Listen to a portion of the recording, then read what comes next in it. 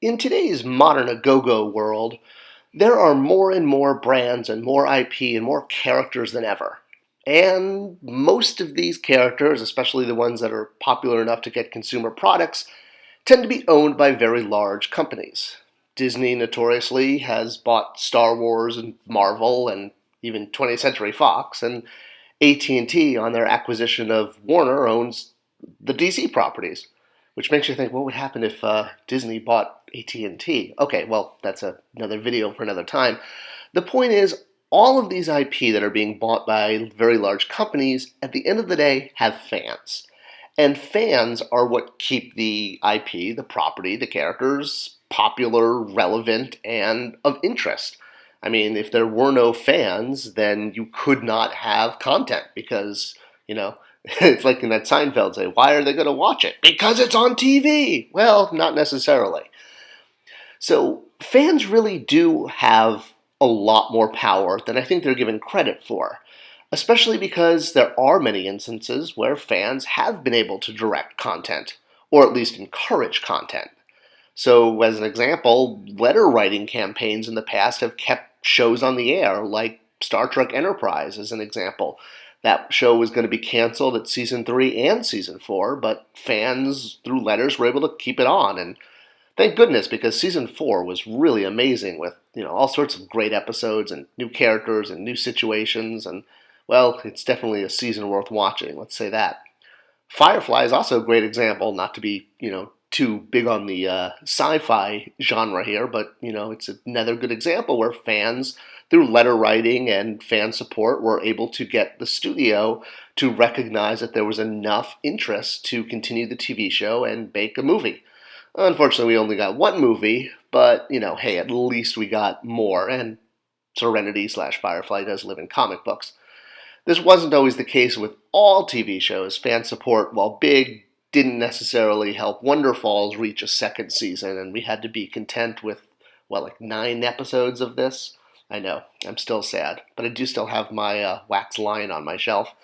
And Freaks and Geeks, another one that never made it past one season despite, overwhelming fan requests for more. At least the actors all, went on to have fantastic careers, but hey.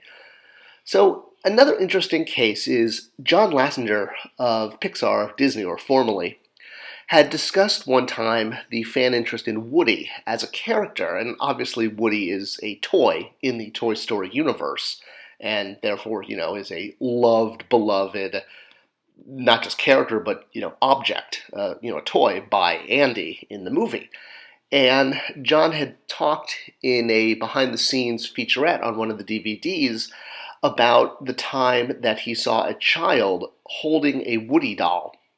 And I think this was actually in an airport, he said. And it became the realization this child, just loved this Woody doll and was, taking it everywhere.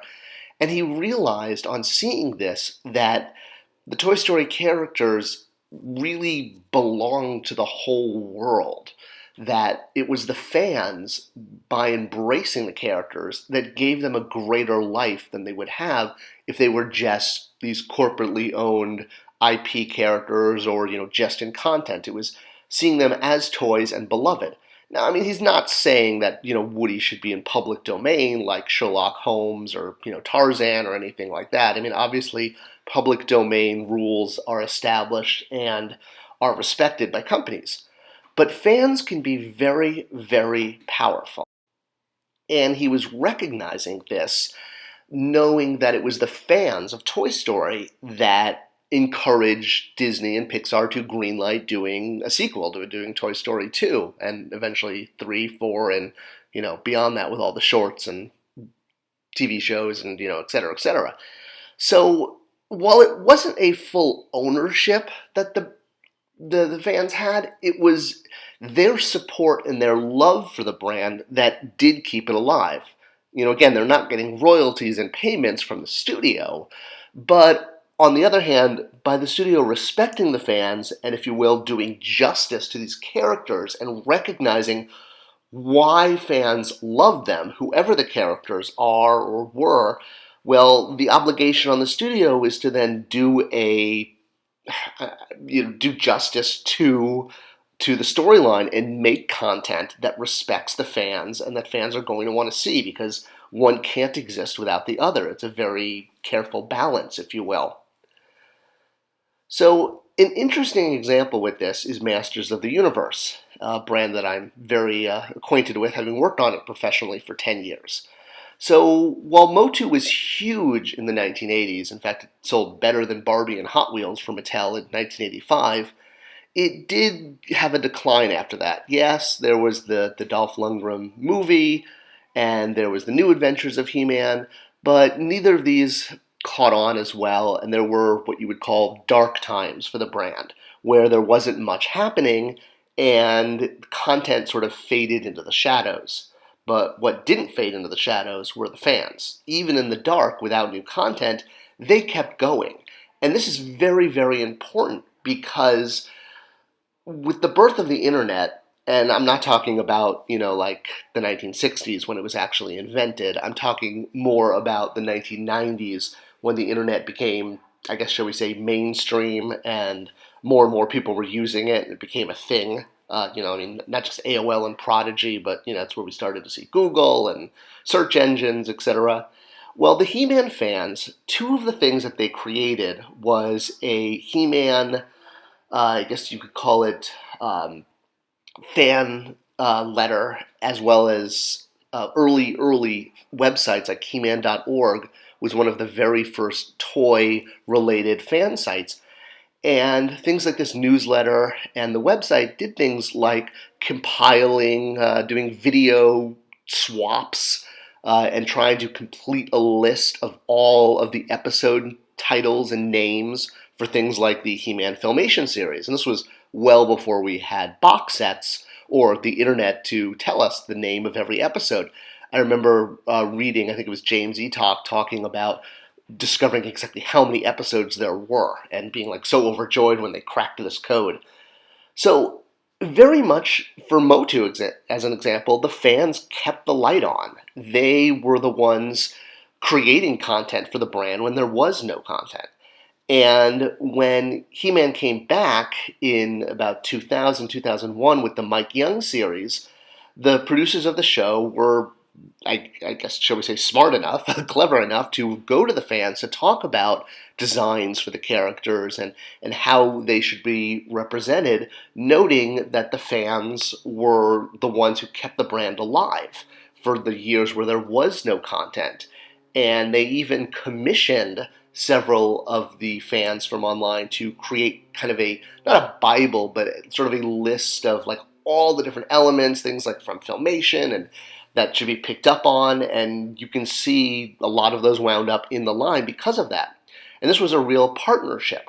It was a work-for-hire assignment. These fans were not brought on as permanent employees, and there's definitely legal issues with working with fans. For example, a company like Mattel or Hasbro can't have like an official fan site that they endorse. They have to work with all of them. There can't be like one that is dubbed the official site. But this was really kind of the birth of toy companies listening to the fans, and through that making stronger product and stronger content, respecting the fact that the customers, the fans of the brand, the IP, were the fuel. Now, the flip side to this is that while the fans were being listened to, the stockholders do also have to be appeased and listened to, and honestly, above the fans, because they're the ones that pay the bills. So the flip side is that while the companies should listen to the fans also have to realize that the companies can't just do everything they want. You can't make every figure, every style, every scale, et cetera, et cetera. Yes, fans have kept air in the tires of brands, in years, and had done letter writing campaigns to keep things going, but the respect has to go both ways. Fans understanding the company has stockholders, and the company understanding they can't do IP without the fans. So yeah, it's always an interesting mix, and if you didn't have the fans, you couldn't do any of this. So to raising a glass to all those who have kept the love for a brand going through the sweat, blood, and tears. I hope you enjoyed this video. I hope it was insightful on the relationship. If you want to know any more or if I missed anything, leave them in the comments below. I can always do a follow-up. Thanks for watching, and I'll see you guys in the next video.